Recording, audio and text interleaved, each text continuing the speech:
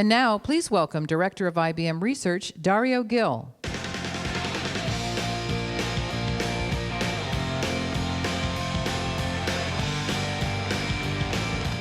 Good afternoon. This past June, a few blocks from where I'm standing right now, IBM unveiled Project Debater, an AI system that is capable of engaging with humans in a live debate. It was widely reported at the time that the system really held its own against two Israeli debate champions. But for us, it really is not about winning or losing, but really about the ability to create AI that can master the infinitely complex and rich world of human language. Unlike games, language can really tell us more about human thought and expression. And it's this world that is most interesting to us at IBM Research. We believe there is great potential in having artificial intelligence that can understand us. The more transparent and explainable that we can make AI, the more we can trust it. And the more we can trust it, the more we can rely on it to help us make better decisions. There is hope behind the technology that you're going to see demonstrated today. Let me briefly put into perspective what you're about to see. At IBM Research, we have a long history of creating technology and capability that can amplify and complement human cognition, providing more information and more context for us to help us make better decisions. And Project Debater is no exception. We envision a future of the technology well beyond the podium, helping people to reason, to build well-informed arguments, and to make better decisions. Today, it will take on a human debater who holds the record for the most competition victories. Since June, our team of scientists have been improving the core AI technology behind the system to prepare for this formidable challenge. Nothing that you're about to see is pre-recorded or pre-scripted, except the very first sentence that the system will use to greet the human debater. I should also point out the team of computer scientists that will be with us on stage, who were part of the team that created the system, and who is here to keep an eye behind the scenes of what is happening. Today's topic was chosen from a curated list. It's important to note that Project Debater has never been trained to know that Project Debater was never trained on this topic. You may hear Project Debater repeat itself unnecessarily or make mistakes. This is because it's an AI system, and AI systems are far from perfect.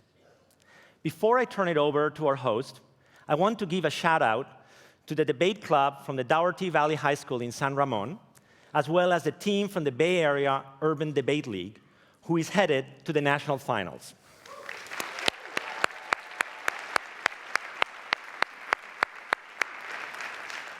And one last reminder, please silence your phones, and please, no flash photography. Now, without further delay, let me introduce the host for the evening, four-time Emmy winner from Intelligence Squared, John Donvan. Thank you. How are you? Great. Thank you. Thank you, Dario. So this really is a nice intersection, crisscrossing right at the word intelligence. Your Project Debater here is an experiment in artificial intelligence, and I host a debate program with intelligence in its name, Intelligence Squared U.S. And since 2006, we have put on, across the nation, close to 170 debates on a wide range of topics, from policy to foreign policy to politics to culture to sports to food, to what we eat, to our healthcare systems, basically everything under the sun. Our goal in doing this has always been to raise the level of public discourse. That was the vision of our founders, Robert Rosencrantz and Alexandra Monroe. They are here in the house this evening. I would love to give them a round of applause in recognition for this. And we do this not only by encouraging and insisting on civility, but also, frankly, by making a contest out of the challenge of having to present an argument intelligently and also persuasively. Here's a quick look at what I'm talking about.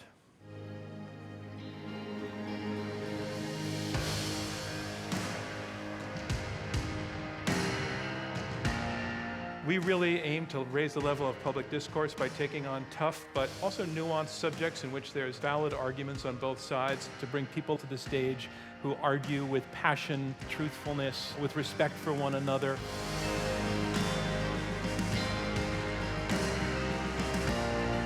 I've seen pictures of the brain scans of people with CTE, and it looks like someone drove a truck across their brain. We actually do agree on a lot of foundation within which we have civilized debate. We actually share, as a nation, a civic religion. You and your fellow debaters all heard things from your opponents that you respect and take seriously. Demonstrating that is the essence of what we want to do here. So the way that you conducted this honors us.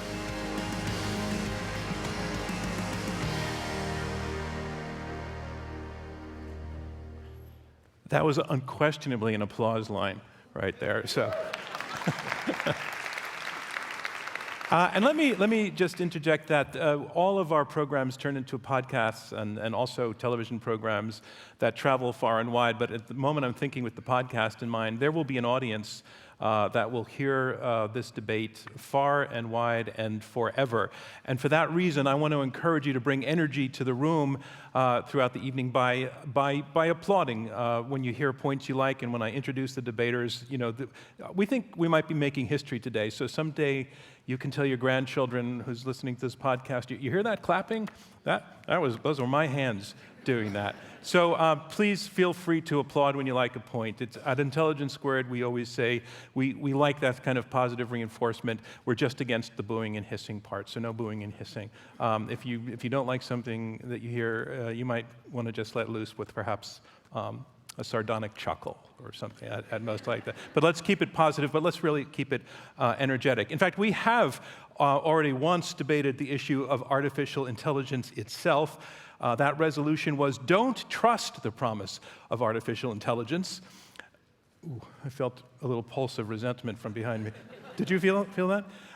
We're going to be doing again this spring around the matter of self-driving cars. But this truly is a first for us, the first time that an artificial intelligence, namely Project Debater, will be on our stage arguing with a human being, and may the best debater win. And as we like to say at every debate, may civil discourse win as well. So let's get started. Let's first meet and applaud our debaters. First, arguing for the resolution tonight will be IBM Project Debater.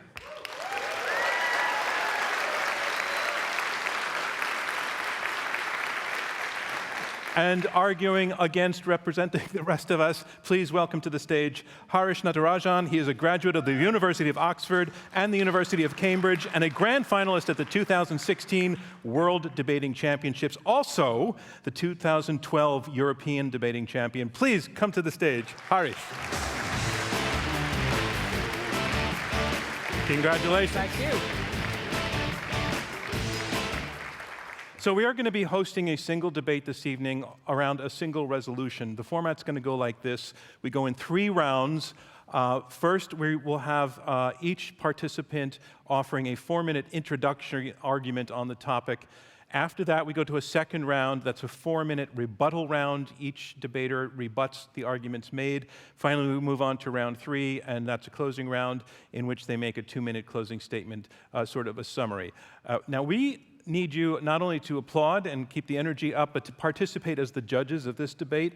We are going to ask you to vote before and after the arguments using your mobile phone to tell us where you stand on this position and to tell us whether you were persuaded or not by one side or the other.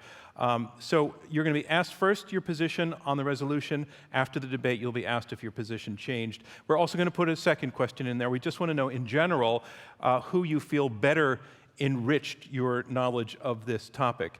Then we will share the results of the voting after we have a panel discussion with Harish and 2 of the IBM scientists who are behind this fascinating research. They're going to explain in even more detail what we just saw happen and how it happened. So, to reveal now, the resolution of the evening is this: we should subsidize preschool. We should subsidize preschool. That's going to be the resolution, and I just want to say, in terms of what we mean by that, the way that we're framing it, we are not talking about preschool in any particular locale, no particular city or state. We are also not referring to any particular program that exists or any particular proposal out there. And finally, we are not talking about targeting or choosing preschool programs for any particular group of students in any particular place.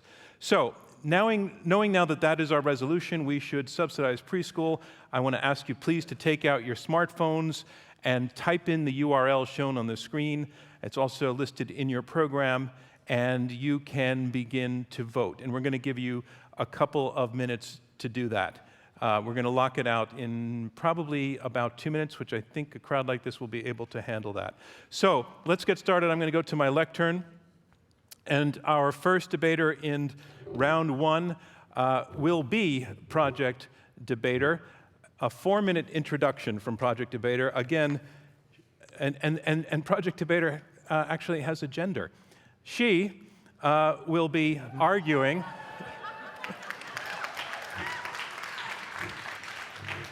She will be arguing for the resolution, we should subsidize preschool. Ladies and gentlemen, here we go, Project Debater. Greetings, Harish. I've heard you hold the world record in debate competition wins against humans, but I suspect you've never debated a machine. Welcome to the future. I'm arguing that we should subsidize preschools. We are going to talk about financial issues, but not only about them.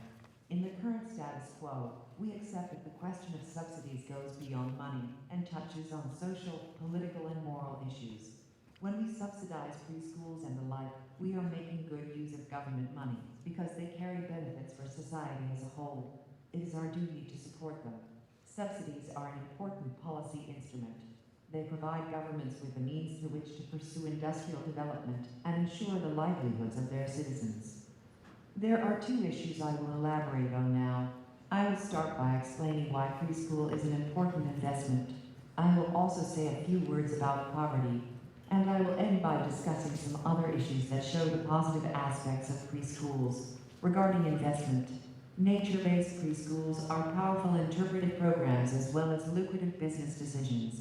As I mentioned, preschool is an important investment.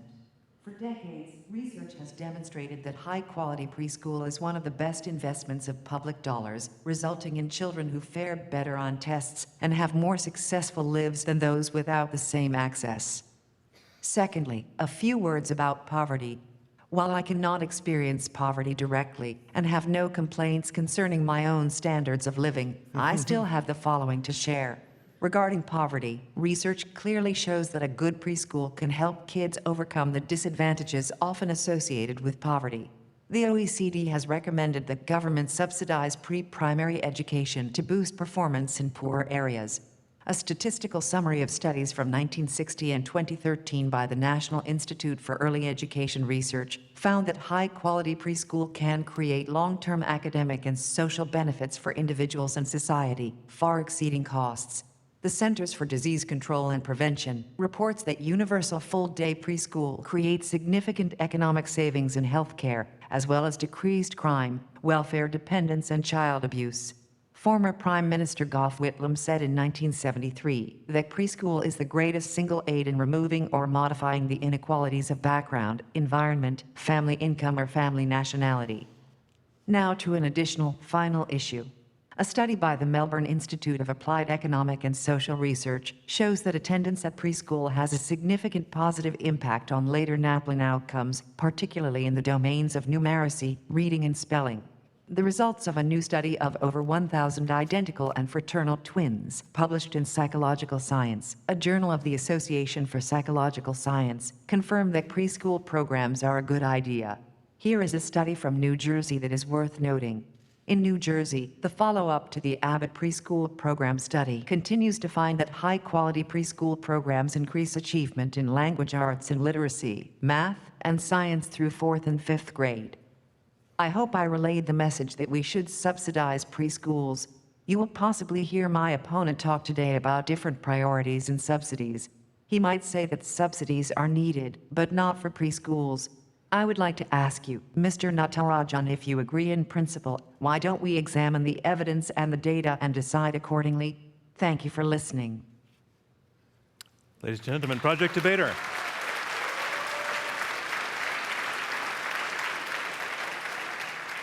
And I want to point this out. Both debaters were given 15 minutes to prepare for this debate. In other words, Harish, it was only 15 minutes ago that you were told the topic of this debate. So that's that's your kind of wizardry as well, and you're very good at it. So ladies and gentlemen, please welcome our debater arguing against the resolution we should subsidize preschool, Harish Natarajan.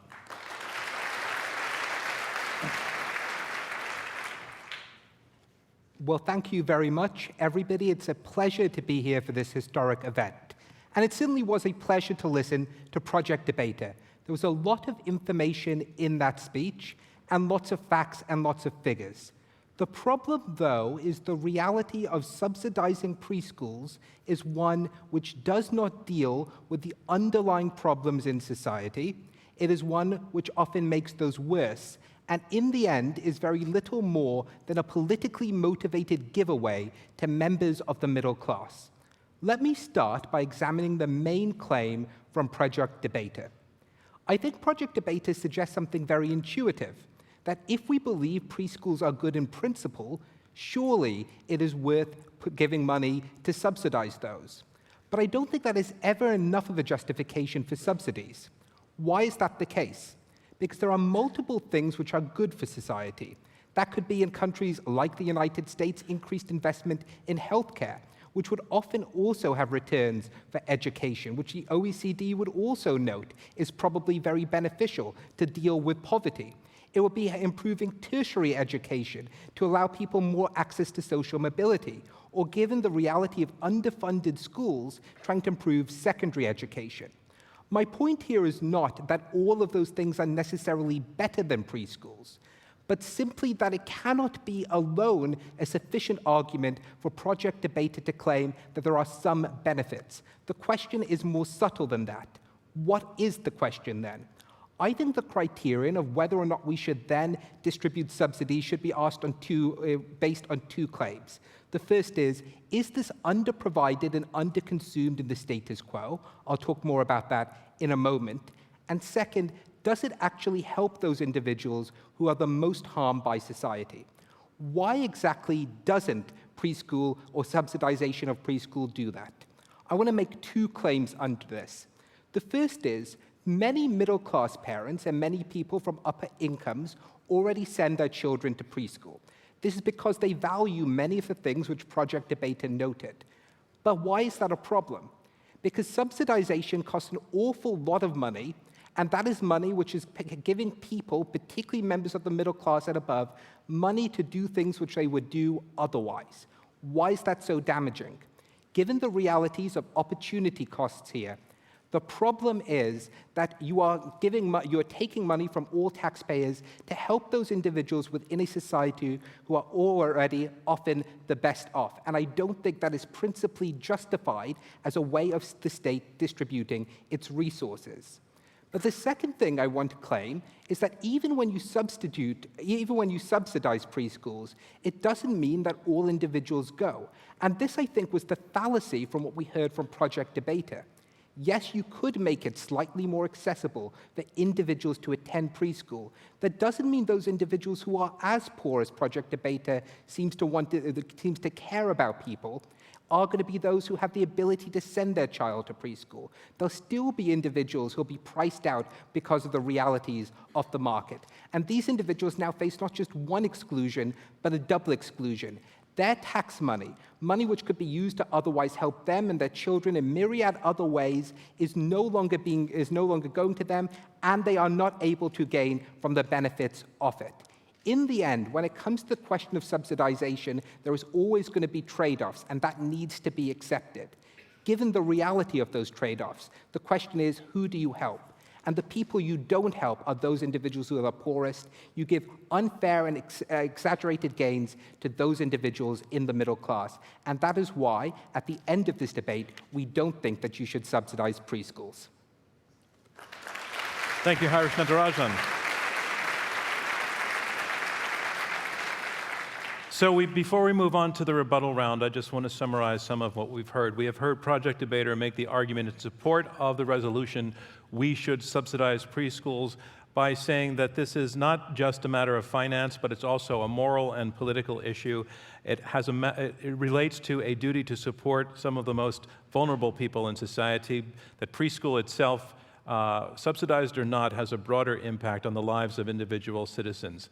She cited research that says that investment in preschool results without doubt in maximally successful lives. It increases income, and it also helps to overcome several of the disadvantages of poverty. Again, there's better health outcomes, there are actually decreases in crime, and she cites a number of studies to back this up. Basically, also, she anticipated her opponent probably making the argument that subsidies would serve one group at the expense of another. She also threw in a few jokes along the way and was surprisingly charming and human sounding, I would say. But also charming and human sounding was the human on the stage. Harish Natarajan, he argued against the resolution that we should subsidize preschools.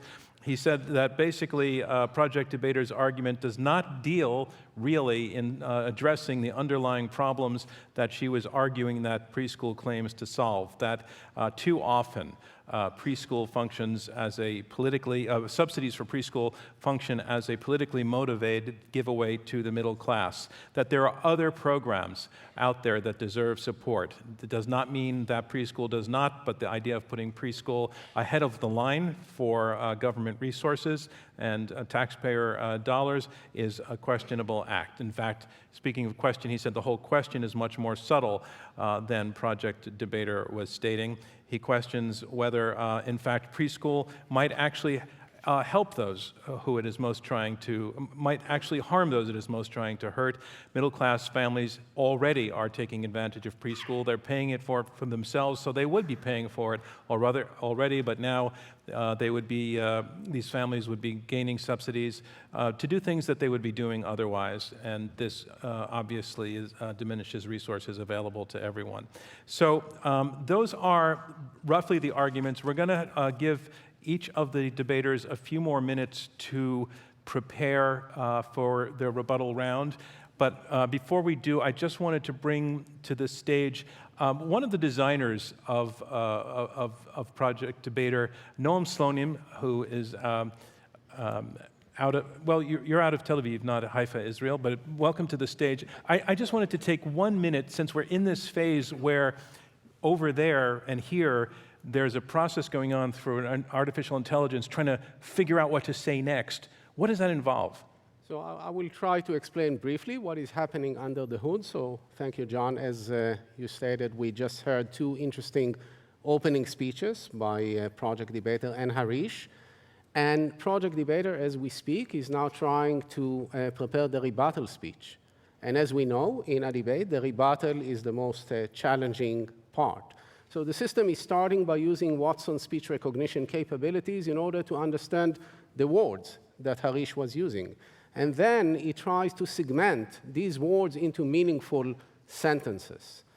And the next step is really to capture the gist of the speech by Harish. Okay? So the system is basically using a collection of artificial intelligence engines in order to, first of all, somehow anticipate what Harish will state, and then determine whether indeed he was stating these arguments explicitly or implicitly in his speech, and then generate some kind of a meaningful rebuttal to that. It sounds like an amazing challenge, and you'll be back after the third round with your colleagues to discuss this in more detail, but I just wanted to get a look ahead, so thanks very much for joining us. Noam.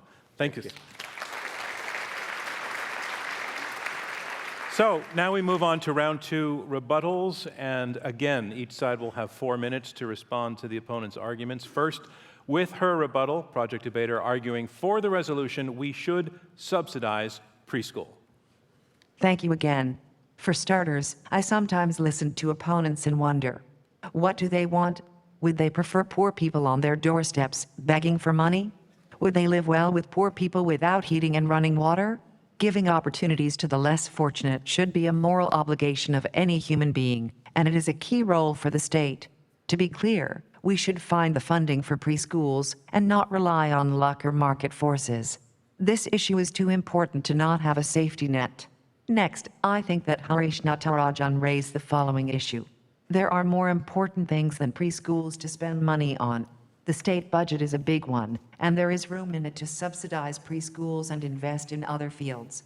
Therefore, the idea that there are more important things to spend on is irrelevant because the different subsidies are not mutually exclusive. I believe the following example from a related field will explain what I am trying to say about subsidy policies. Research shows that child care subsidies to low-income parents enable those parents to enter and remain in the workforce. To be clear, my intention is not to leave a suitcase full of money for everyone to grab at will.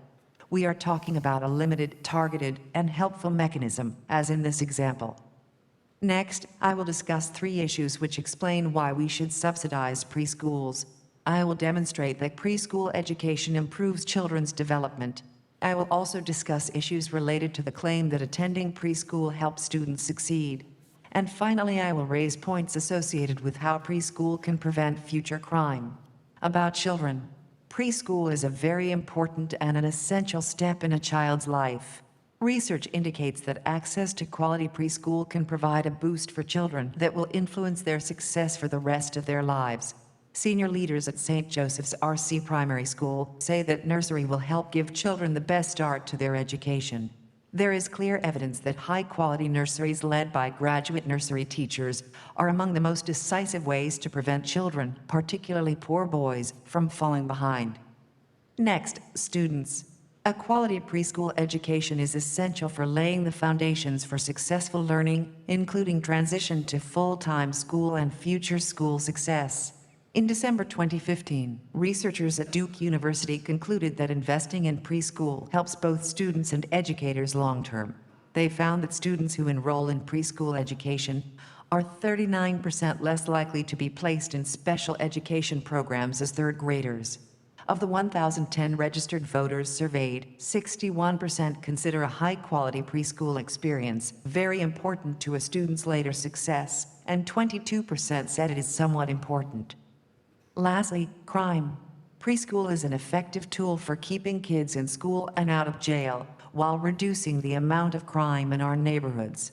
It is an effective crime prevention strategy.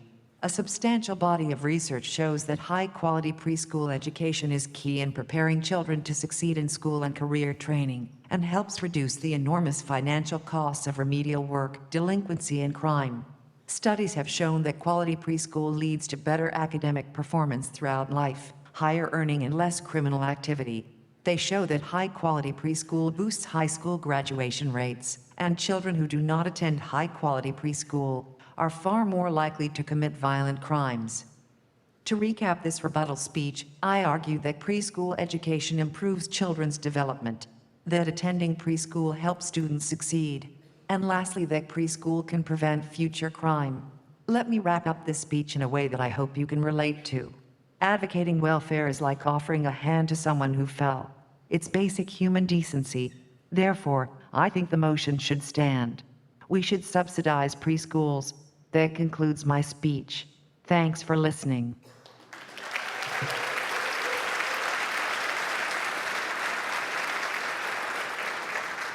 And now the round 2 rebuttal from Harish Natarajan, who is arguing again against the resolution we should subsidize preschool. So I want to start by noting what Project Debater and I agree on. We agree that poverty is terrible.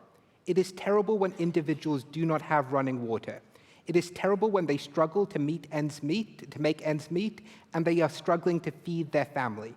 It is terrible when they cannot get health care to cover their child, to even provide them the basics they need in life. That is all terrible. And those are all things we need to address, and none of those are addressed just because you are going to subsidize preschool. Why is that the case? Project Debater raises an interesting claim when she notes that maybe the state has the budget to do all the good things. Maybe the state has the budget to provide health care. Maybe it has the budget to provide welfare payments. Maybe it has the budget to provide running water as well as preschool. I would love to live in that world, but I don't think that is the world we live in. I think we live in a world where there are real constraints on what governments can spend money on. And even if those are not real, those are nonetheless political, where you have people constantly talking about the size of government debt and deficits and who will be opposed to spending more and more money. Why does that matter? Because in the real world, both in terms of the practicalities of the amount of different good programs we have and would like to spend money on, and in the real world, where on a political level, you cannot always spend more and more money just because something is good, we do need to make choices. And why then is preschool the bad choice to start spending money on? Now, Project Debater had a lot of evidence, all of which was saying that preschool leads to other good outcomes. Now, I would first want to note is I don't think that's comparative with the other potential projects we could put in place. But let's ignore that argument for a moment. Why else do I not think those arguments were particularly convincing? I don't think it's particularly convincing because I'm not sure that subsidies even help those individuals that Project Debater thinks that we should be helping. Note, time and time again, Project Debater said high-quality preschools can lead to huge improvements on individuals' lives. Maybe, but I'm not sure if you massively increase the number of people going to preschool, they are all going to be the ones going to the high-quality preschools.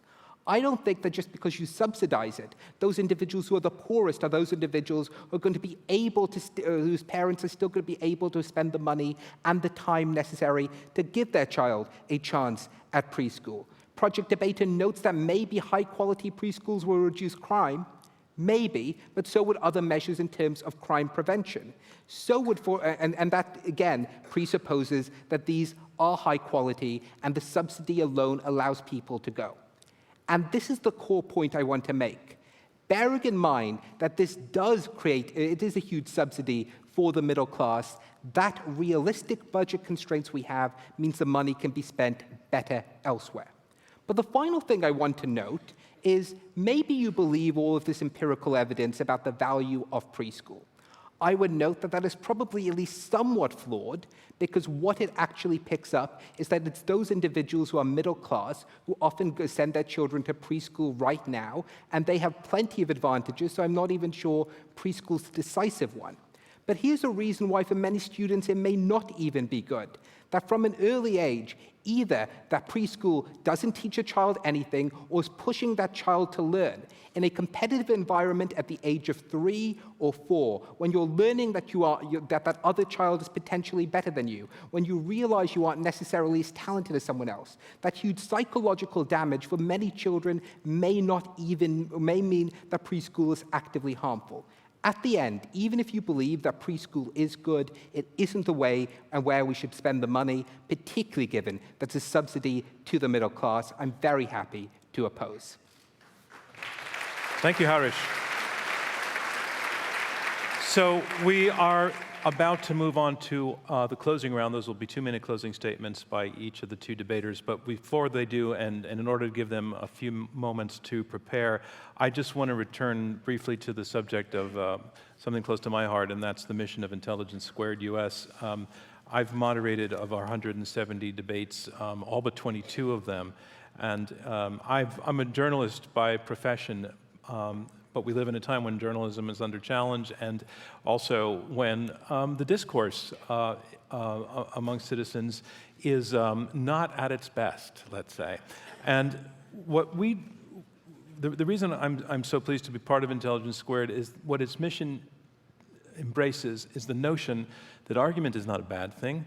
Argument is a good thing when argument is done well. And by done well, what we mean is to do it in a setting that is respectful of individuals, respectful of the idea that there may well be a good argument on the other side that needs to be listened to, respectful of things like facts and logic and reason and science. It really is our mission to bring this to the forefront, and we have held debates in this community in the past. We've done them in New York, in Los Angeles, and Chicago, and in Brussels, and in Cambridge, Massachusetts. And what is astounding is that we find ourselves going into places where we may encounter people sitting in our audience who without even really wanting to, realize in the course of a debate that they are in a bubble, that they have never really heard an argument put by the other side before in such a way that they take it in and they weigh it and they consider it and they judge it sometimes more favorably than they might have thought of otherwise. Because here's the secret thing about a debate. By its nature, you're going to hear two arguments. You're going to hear opposing arguments, and you're going to hear them put forward in a respectful way. And that's the thing that we're doing. And at the end of every debate, I go out into the lobby and kind of hang out with the people who have just left the debate. And we have a lot of people come to all of our debates, but we also have, in most cases, a lot of newcomers, particularly for some reason in Manhattan. It's kind of a date. It's kind of a date night. Maybe people want to sort of show off their intellect by bringing a date to a debate. But what I find happens is that it works. The energy in the lobby when people spill out is just so amazing.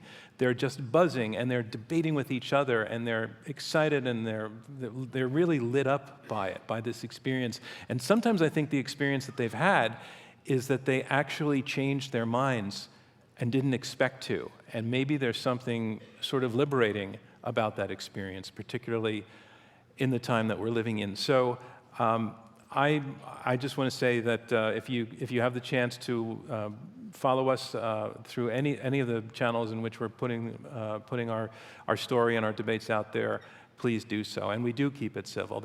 Almost always. There was one time it was a debate, of course, about Israel, and things got heated, and there were two debaters who were this to each other, and that was the one time that I stood up and I walked to the head of the stage and I raised my arms, in my mind a little bit like Moses parting the Red Sea, and I asked them, come on, pull it back, and they did, and then they went on to have a really good evening. But they're very exciting and they're very thrilling, and I think when Dario Gil got up here and said that what they're thinking of in terms of artificial intelligence that debates is to help us think better and to help us with critical reasoning, we get that because we're in the same mission, essentially. So I hope that didn't sound like a commercial, because I actually believe in it. It's really our passion, and we're delighted to be here. But it's time to move on to round three. And round three are closing statements by each debater in turn, and they will begin, once again, closing in support of the resolution we should subsidize preschool. Here again is Project Debater. Thanks for this final opportunity to speak out in this debate, and thanks Harish Natarajan. One might say that this conversation can serve no purpose anymore. But I feel differently. Allow me to start with a brief rebuttal. Among other things, I think Mr. Natarajan suggested that preschools should not be subsidized because this will reduce their quality. I would like to offer a different view. I disagree with my opponent. One of many reasons is that subsidizing attracts more skilled and qualified people to the field, improving the quality of preschools for all. Here is a final summary of my arguments today. My opponent claimed that preschools are harmful. I believe my argument suggested that the benefits outweigh the potential disadvantages. I touched upon three issues: children, students, and crime. Specifically, I noted that preschool education improves children's development. In addition, I suggested that attending preschool helps students succeed. And a final point to consider is that preschool can prevent future crime. When this debate just started, I said that we will talk about financial issues. We did, and I am convinced that in my speeches I supplied enough data to justify support for preschools. At the end of the day, the benefits welfare provides outweigh the disadvantages. Welfare helps the most important segments in society: the underprivileged, the weak, the children. If we want to have a better society, then we must invest in those who are less fortunate. Finally, in the words of British politician and writer Benjamin Disraeli, power has only one duty: to secure the social welfare of the people. We should subsidize preschools. Thanks for your attention.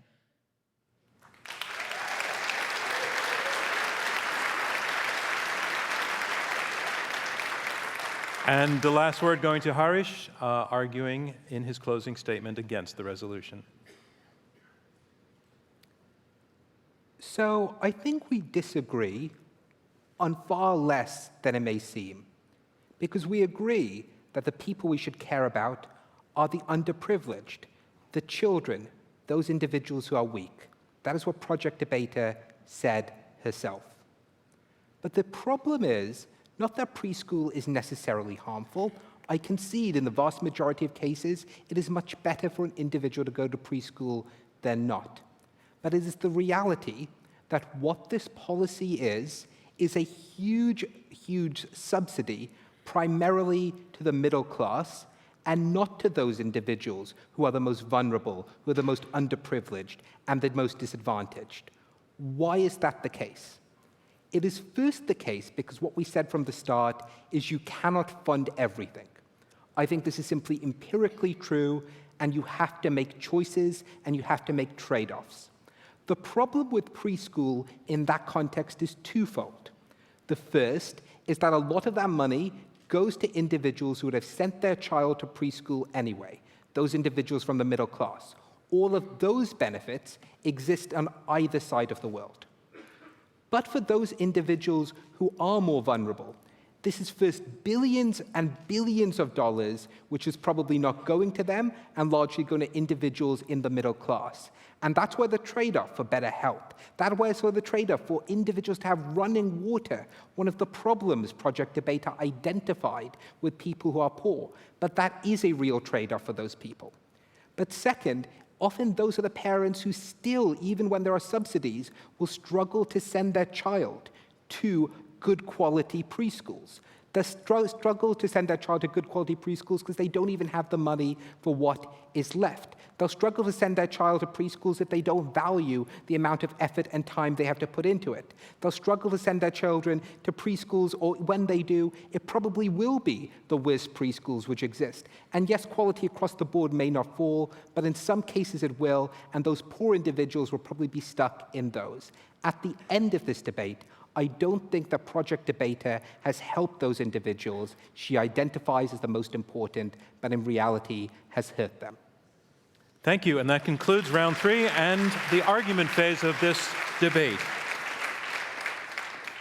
So we're on our way to making history here. We would like to ask you now to complete that process by using your phones again. Those of you who are not live tweeting every moment, take out your phone and choose your position where you stand now that you've heard the arguments from both sides. And please pay attention to the second question. Who better enriched your knowledge of this topic? And while we are getting the vote going, I think we'd like to have a little chat. So I want to, and Harish, I'd like you to join us. So we're gonna move the furniture a little bit, and we're gonna invite to the stage in, I think right now, in fact, here comes the furniture. I want to invite to the stage two of the scientists who have been working for literally years at creating the artificial intelligence that you just saw. So why don't you come up to the stage? You've already met.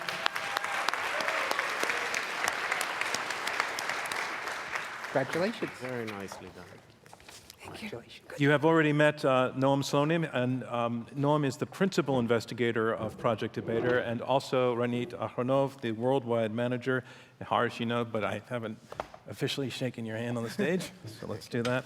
So the first person I want to go to actually on this is Harish, this experience of fighting with this thing. Rhetorically. Well, what really struck me is the potential value for Project Debater when synthesized with a human being, and that the amount of knowledge which it's able to grasp, and more than that, obviously you can get some knowledge just by searching for it, but able to contextualize it and place it as, this information tells us this, which I found to be really useful. So all the studies from the OECD, from those countries, of those quotations, were all just really interesting to me because it was nicely phrased and it was contextualized as to what the purpose of it is. And I think if you take some of those skills and you add to that a human being which can use it in slightly more subtle ways, I think that can be incredibly powerful. I think that's what I got from it, which is, it was fascinating to listen to because I can see a lot of the potential it has just in terms of the knowledge and the ability to contextualize that knowledge better than most human beings can. You are a very good sport.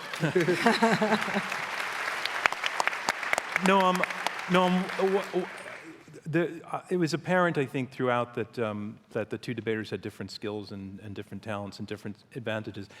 On the advantage side, what does debater have going for her that Harish could not possibly match? So they have very different styles, I believe, and a different set of skills. But I would like to start by, again, telling Harish he's really a superb debater. Yeah. It was really amazing to hear you speak today. And what is interesting to see is that I think in terms of rhetorical skills, the system is still not at the level of a debater like Harish. That said, the system is capable of pinpointing relevant evidence within a massive collection of... How massive? So about 10 billion sentences that are in the memory of the system.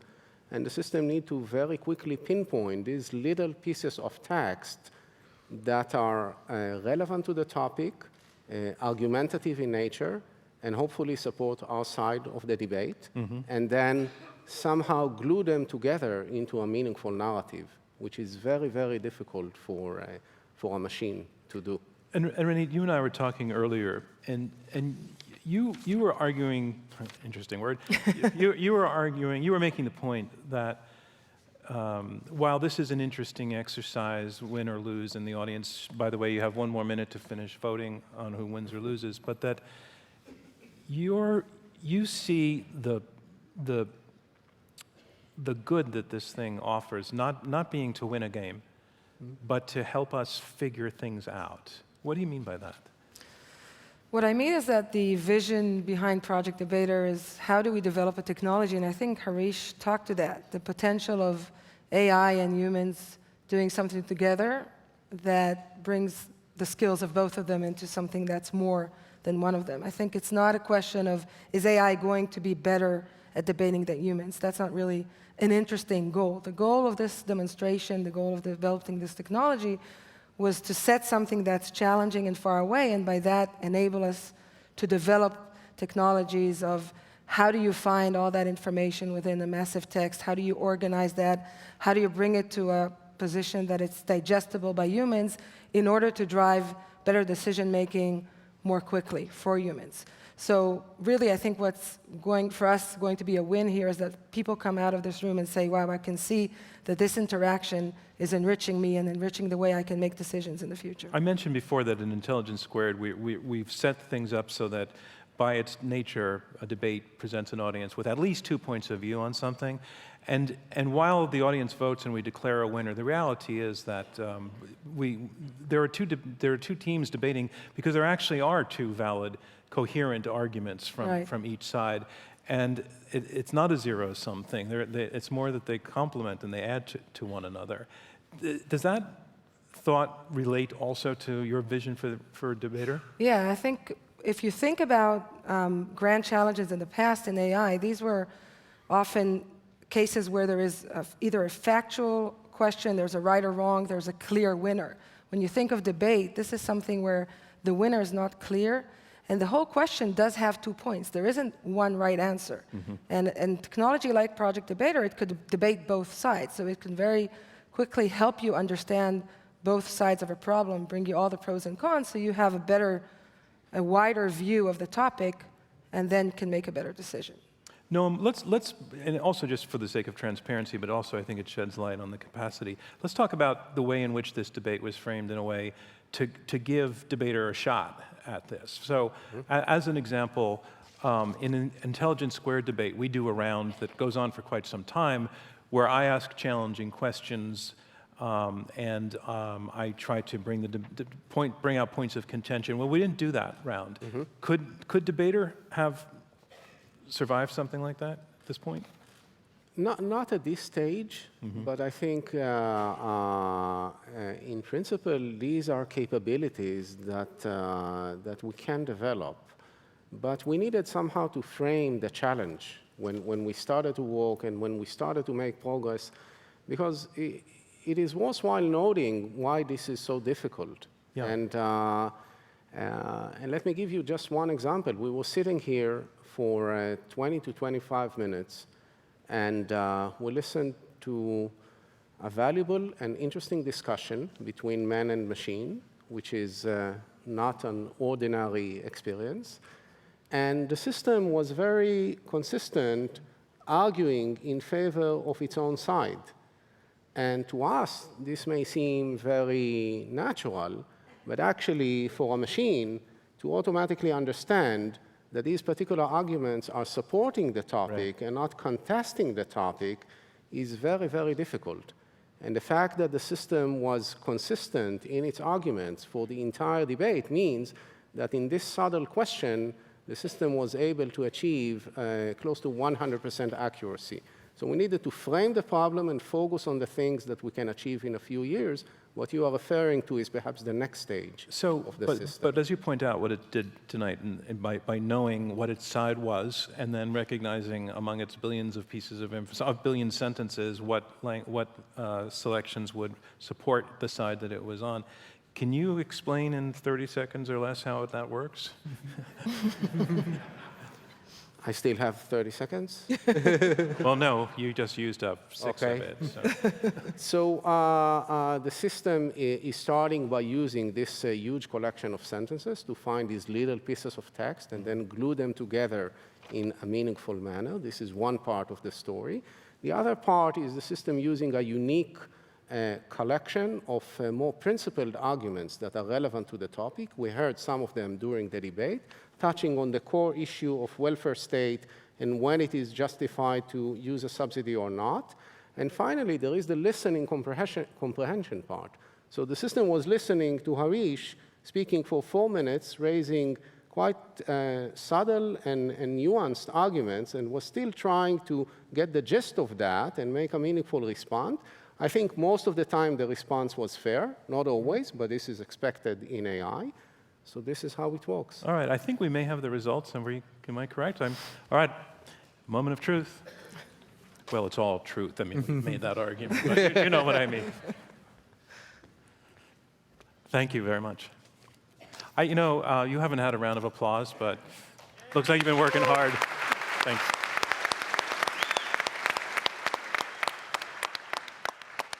I'm going to return to my lectern for this function. Okay, so to remind you one more time, you voted before you heard the arguments, you voted after you heard the arguments, and at Intelligence Squared, we deliver victory to the team to the side whose numbers have moved up the most in percentage point terms. So let's look at how this vote went. On the resolution, subsidized preschool, before the debate, in polling this live audience here in San Francisco, 79% of you agreed with the resolution, 13% disagreed, 8% were undecided. On the second vote, the team debater who was arguing for the resolution, its first vote was 79%, its second vote was 62%. That means it lost 17 percentage points. On the other side, Harish Natarajan, his first vote was 13%, his second vote was 30%. He pulled up 17 percentage points. That is it. Harish Natarajan, arguing against the resolution, subsidized preschool, declared our winner. Our congratulations to them. Our congratulations to him. But really, we talked about this before. This is amazing. And I think, regardless, we made history tonight because Project Debater held her own and won your respect, Harish. Yep. Oh, definitely. And so I want to thank everybody for what you for being here. And and we had the second vote. The question was, which of the two debaters better enriched your knowledge? Let's see what that number is. Project Debater better enriched the knowledge of the audience on that side. So a little bit of a split decision. So thank you, everybody. You can exit the stage, and I'm going to exit the stage as well. It's been a pleasure for us to be part of this at Intelligence Squared U.S., and I want to thank Dario to come back up to the stage. Oh, okay. We're staying here. So, first of all, let's have a round of oh, sorry. I think we have music. So let's have a round of applause first for John, Harish, and Project Debater.